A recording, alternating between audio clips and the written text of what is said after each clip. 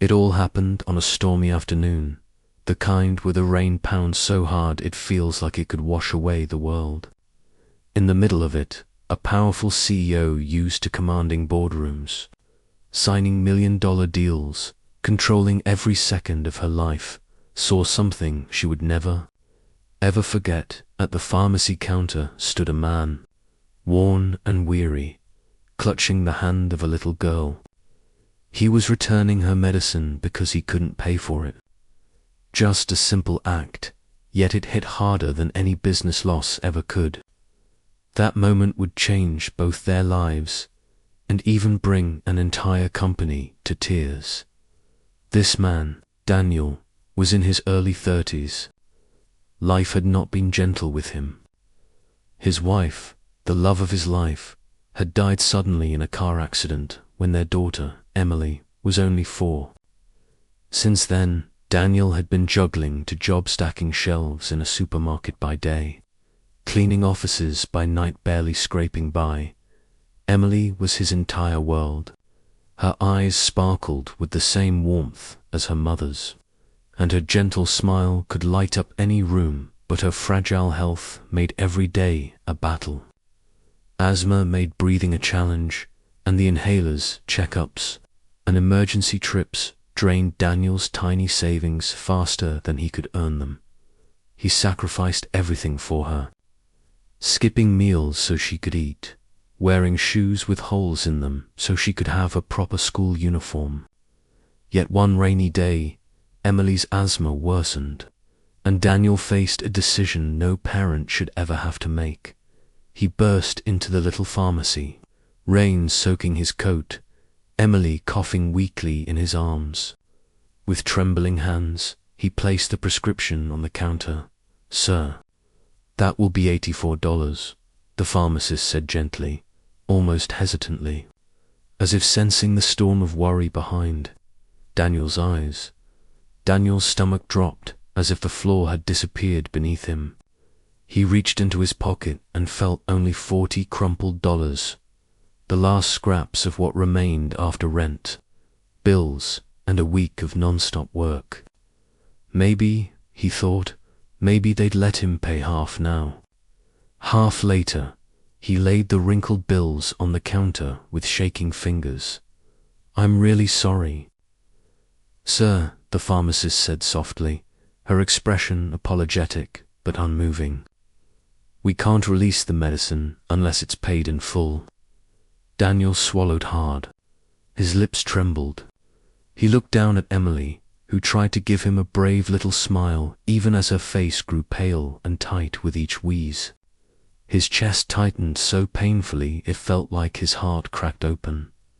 After a long, aching silence, Daniel whispered, barely audible, "Then, I need to return it." He pushed the prescription back across the counter, his hand trembling like a man surrendering the last bit of hope he had. But he didn't know someone was watching. In the corner of the pharmacy sat Clara Bennett, CEO of a booming multi-million-dollar company, a woman known for precision, power, and a heart of steel when it came to business decisions.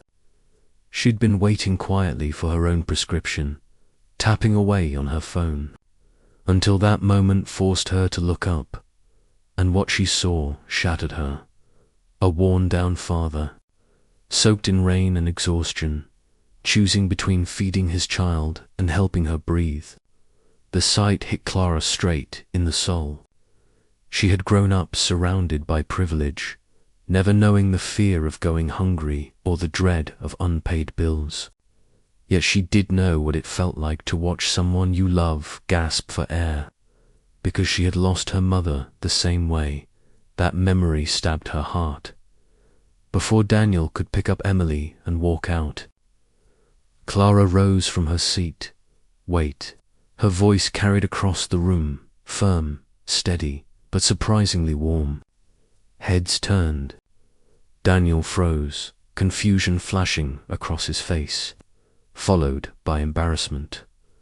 "I'll pay for it," she said simply. Daniel stared at her, stunned. "No, ma'am. I I can't let you do that. But Clara was already pulling out her card, moving toward the counter with the confidence of someone used to making decisions that changed lives. This isn't charity, she said gently but decisively. This is humanity. Please, let me help. The pharmacist handed Emily her medicine, and the little girl hugged it against her chest, as if someone had just given her a treasure. Daniel's eyes shimmered with tears he fought hard to hide. Thank you, he choked out, voice cracking under the weight of everything he'd been holding in. I don't even know your name, but you just saved my daughter.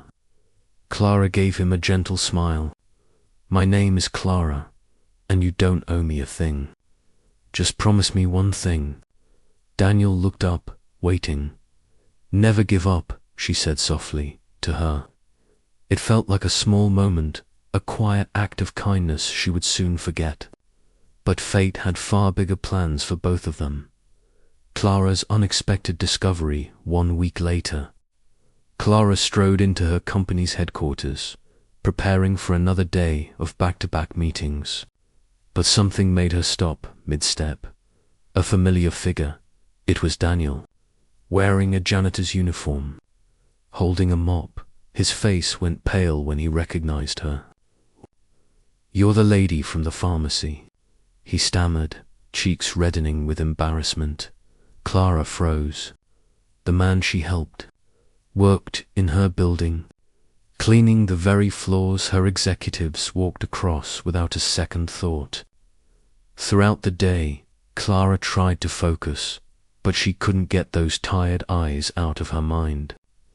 During her lunch break, she found his employee file. She read about his 2 jobs, his late wife, his daughter's medical needs, and the sacrifices he made every single day just to keep her safe. By the time she closed the file, her decision was made. A bold one that would shake the entire company. The CEO's stunning announcement, the next company-wide meeting.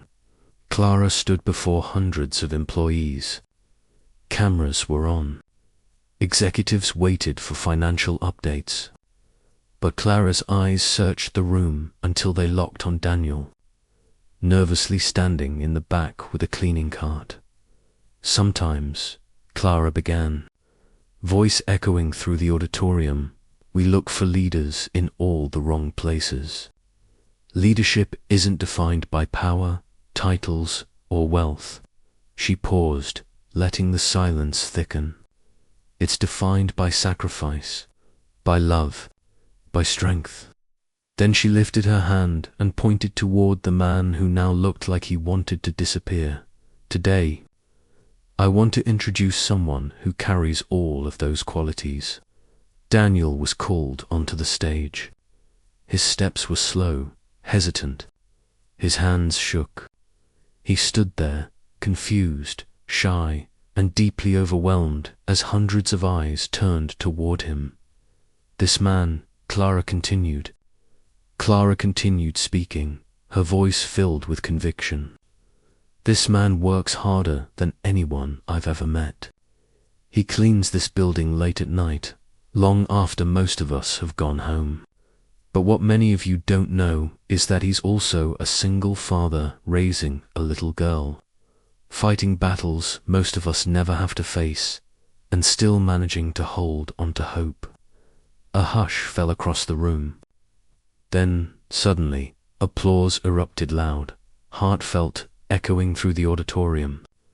Daniel stood there, frozen, overwhelmed, and then Clara did the unthinkable. She turned toward him and said, Daniel, I'd like to offer you a permanent position at this company, not as a janitor, but as an assistant in our community relations department. Someone with your compassion and resilience deserves a role where your experience can inspire real change. Gasps rippled through the room. Daniel's eyes widened, filling with disbelief. A new beginning from that moment. Daniel's life transformed. With a steady income and a supportive work environment, Emily finally received the treatments she needed, breathing easier, laughing more, living like any other child her age, and Daniel excelled in his new role. He poured his heart into helping families who were struggling just like he once had, proving that determination and kindness can open doors no college degree ever could. But the greatest change wasn't Daniel's, it was Clara's. She realized her company wasn't only about numbers or quarterly reports. It was about people, real people. Inspired by Daniel's story, Clara created a foundation dedicated to helping single parents and low-income families get access to essential resources so no one would ever have to return life-saving medicine again. The message that moved a crowd months later at a major charity event. Daniel stood on stage beside Clara and Emily. The lights were bright, the room packed, but Daniel spoke with a trembling honesty that silenced everyone. "I used to think the world had forgotten people like me," he said, tears glistening in his eyes. "But one act of kindness showed me that humanity is still alive. So if you see someone struggling, don't look away. You never know, you might save a life." A wave of emotion spread through the audience. Many wiped away tears, and as Clara watched Daniel and Emily standing proudly beside her, she felt something she had never felt from wealth or power. This legacy of compassion was what she wanted her life to stand for. Not money, not status, but kindness.